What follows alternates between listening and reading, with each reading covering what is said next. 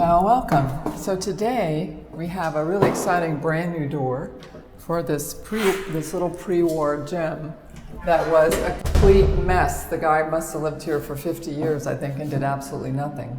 So we did our traditional rip, the Paula rip, introducing architectural details like the crown molding that's going to tie into the rest of the concave plaster molding throughout the apartment.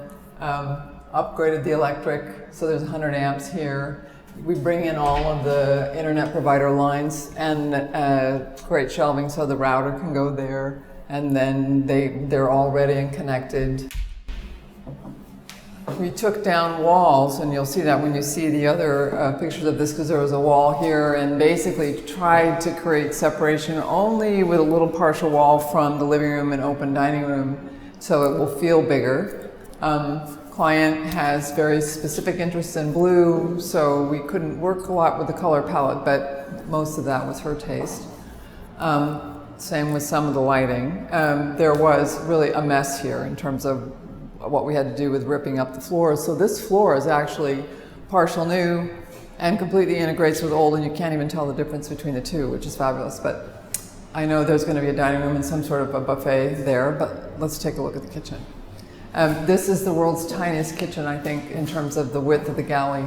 These two walls are what we had to build here, and I'm not kidding, it was the most difficult space to work with, barely, in a matter of eighths of an inch. Our Michael Berman faucet is just underneath these upper cabinets, but they're all designed, with adjustable shelves, and our classic custom approach to this kitchen, I think, is what makes it so beautiful. 18-inch. I think this one is Bosch, yep. 2 garbage rollouts, a sink tilt out, a 24-inch Liebherr refrigerator, a microwave drawer, and the little Bertazzoni range, I think, is absolutely stunning. We did new sills to match our cedar stone quartz tops, which I think are beautiful. Typical under cabinet lining for me. Finished bottoms. The honed marble subway tile, I think, just gives it an extra special classic touch.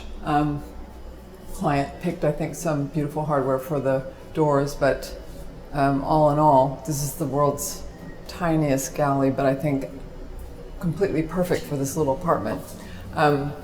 Once we took down the walls in here, we really had a lot of spatial problems for them, but we decided to make the focus really this fireplace, and we have a working fireplace here with new marble surround. We just really painted it white, added picture molding, and the sconces, Ralph Lauren, beautiful little accent lights, I think, here. We're able to keep the detail of the living room frame with the cherry accents around it. Our through-the-wall P-tacks were sort of difficult in this building because of the architect, but they're in, everything's working, and we did a wall-to-wall in here, and I would have done a wall-to-wall in the bedroom, but I think they wanted to save a little bit, so that's where we cut back. The center panel is removable, with storage on each side. We had to rip the floors up and put them back, so what's wonderful is that you can't even tell. Ripped open the ceiling so that it had more of a continuous flow and more just an architectural, structural detail with the beams and the columns. Wired our smoke detectors and really had the most work to do here in the bathroom, so let's take a look. We had a real challenge with this bathroom because, we've got 2 people, a couple living here, and we're trying to maximize every inch of space. And originally, it's 5 by 7, but the toilet was underneath the window, and the tub was on that wall with a pedestal sink and a radiator underneath. So we did rip everything up, put marble honed floors. We've got our new heat, radiant heat underneath, 3, as much storage as we could get with our lovely Roburn mirrors. And I think great traditional choice in lighting. The marble top specifically for their taste, and a country roll, which I think works beautifully for this bathroom in detail. The door had to swing in, which at least enables us to work with having the 2 towel bars and having enough space for someone that's here. I finished with my edges at the bowl nose so that it's a completely couture approach to how we finish edge details in bathrooms, and I love this hardware in particular, the little triangle shelf in the corner for shaving, And there's a cubby behind me that's 12 by 24 so that you don't have to see the soap and all those details. Absolutely glorious here with the 1/2-inch Starfire glass shower doors. It's just beautiful. And I love this little mosaic single touch of a detail, which I think client had great taste in choosing that. We replaced all the doors with our detail that is typically pre-war. There's a big walk-in closet here.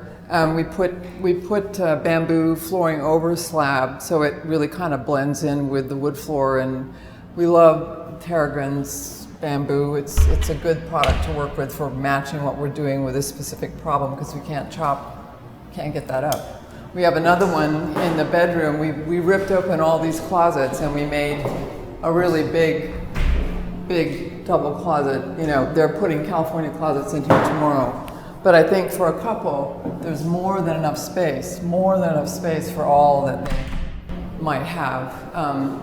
And I know coming from Chicago, it was probably quite a shock to have to struggle with the co-op and all the things that we had to do to get this there. I talked her into, I always have to have a mirror on the back of a door somewhere so you know how you look.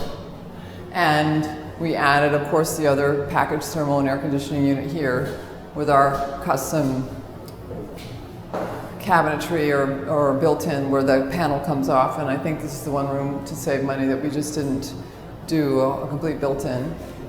Cleaned up the windows as a gift. But I think all in all, they have a pretty fabulous apartment, and we do the walkthrough tomorrow, so we'll see how they feel. Anyway, it's ciao for now, and we'll see you on the next.